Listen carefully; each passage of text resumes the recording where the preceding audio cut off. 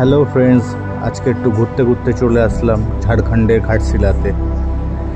এই ঘাটশিলাতে এসে একটা জিনিস দেখলাম, চারিদিকে এরকম সবুজে গাছপালায় ভরা, আর তার মাঝখান থেকে চলে এসেছে একটা ছোট্ট ঝর্ণার জল।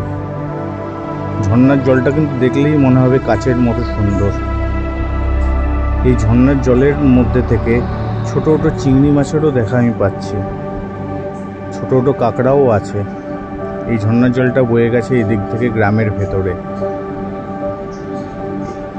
চারিদিকে সবুজে ঘেরা গাছপালা, পাহাড়, আর এই পাহাড়ের মাঝখানে অবস্থিত এই ঝর্ণার জলটি। এই ঝর্ণার জল থেকে আমি বেশ কিছুটা এগিয়ে যাচ্ছি, জল ততটাই আরও বাড়ছে। জায়গাটা কিন্তু এক কথায় বলতে গেলে দারুণ, আপনাদের মন মুগ্ধ করে দেবে। বেশি দূর যাওয়াটা ঠিক হবে না, কেন এই এলাকায় পাহাড়ি সাপ আর ভাল্লুকের একটু ভয় আছে, তাই আমি ভেতরে যাব না বেশি।